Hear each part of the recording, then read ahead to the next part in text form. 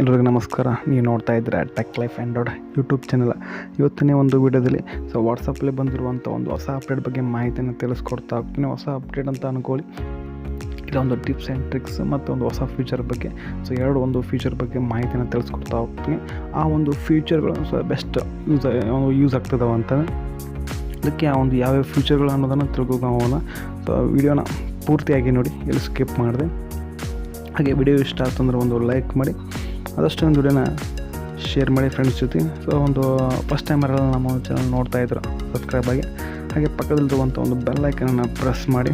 ಇದರಿಂದ ಏನಾಗುತ್ತೆ, ನೀವು ಆಲ್ ಅಂತ ನೋಟಿಫಿಕೇಶನ್ ಮಾಡಿದಾಗ ಮಾತ್ರ ನಿಮಗೆ. ಬನ್ನಿ ಒಂದು ವಿಡಿಯೋನ ಶುರು ಮಾಡೋಣ.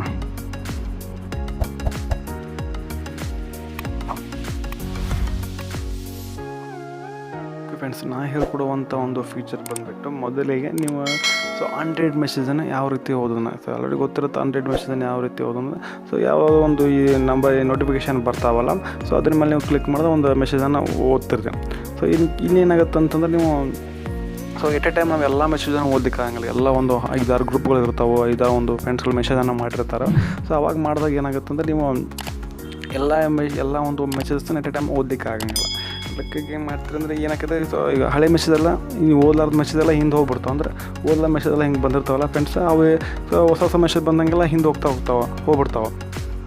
ಅವಾಗ ಆ ಒಂದು ಮೆಸೇಜನ್ನು ನೀವು ಓದಲಿಕ್ಕೆ ಆಗಂಗಿಲ್ಲ.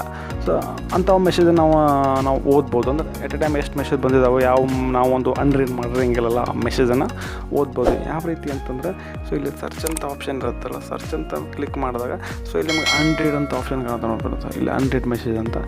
ಅನ್ರೀಡ್ ಮೆಸೇಜ್ ಮೇಲೆ ಕ್ಲಿಕ್ ಒಂದು ಓಪನ್ ಫಿಲ್ಟರ್ ಮಾಡಿ ಆಪ್ಷನ್ ಯೂಸ್ ಮಾಡ್ಕೊಂಡಾಗ ನಿಮಗೆ ಯಾವ್ಯಾವ ಒಂದು ಮೆಸೇಜ್ಗಳು ನೀವೊಂದು ರೀಡ್ ಮಾಡಿಲ್ಲ ಅಥವಾ ಓದಿಲ್ಲ ಆ ಒಂದು ಮೆಸೇಜ್ಗಳನ್ನು, ಆವಾಗ ನಿಮಗೆ ಈಗ ಗೊತ್ತಾಗುತ್ತೆ ಇನ್ನು ಎಷ್ಟು ಮೆಸೇಜನ್ನು ಓದ್ಬೋದು ಅಂತ.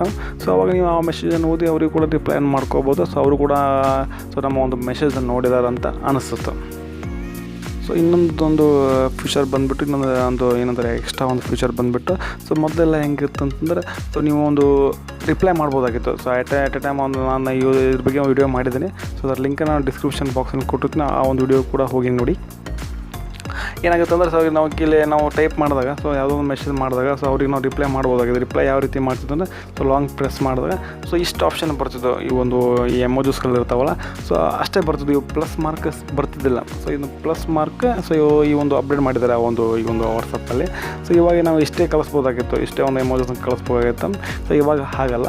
ನಾವು ಪ್ಲಸ್ ಮಾರ್ಕ್ ಮೇಲೆ ಚಿಹ್ನೆ ಮೇಲೆ ಒಂದು ಕ್ಲಿಕ್ ಮಾಡಿದಾಗ ನೀವು ಇಷ್ಟೆಲ್ಲ ಒಂದು ಎಮೋಜಿಸ್ಗಳು, ನಿಮಗೆ ಯಾವ ಒಂದು ಎಮೋಜಿಸ್ಗಳು ನಿಮಗೆ ಬೇಕಾಗ್ತಾವೋ, ಯಾವ ಒಂದು ಫ್ಲ್ಯಾಗ್ ಆಯಿತು, ವಾಟ್ಸಪ್ಪಲ್ಲಿ ಏನೆಲ್ಲ ಒಂದು ಎಮೋಜಿಸ್ಗಳು ಬರ್ತಾವಲ್ಲ, ನೀವು ಎಲ್ಲ ರೀತಿ ನೀವು ಕಳಿಸ್ಬೋದು. ನಿಮಗೆ ದುಃಖ ಕಳಿಸ್ಬೋದು, ಹ್ಯಾಪಿ.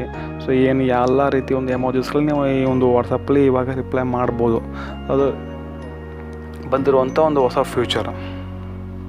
ಫ್ರೆಂಡ್, ಇದಿಷ್ಟು ಇವತ್ತಿನ ಒಂದು ವಿಡಿಯೋದ ಮಾಹಿತಿ ಆಗಿತ್ತು. ಈ ಒಂದು 2 ಫ್ಯೂಚರ್ಗಳು ನಮಗೆ ಯೂಸ್ಫುಲ್ ಆಗಿದೆ ಅಂತ ಅನ್ಕೊತಾನೆ. ಆ ವಿಡಿಯೋ ಇಷ್ಟ ಆಗ್ತದೆ ಒಂದು ಲೈಕ್ ಮಾಡಿ, ಆದಷ್ಟು ಒಂದು ವಿಡಿಯೋನ ಶೇರ್ ಮಾಡಿ.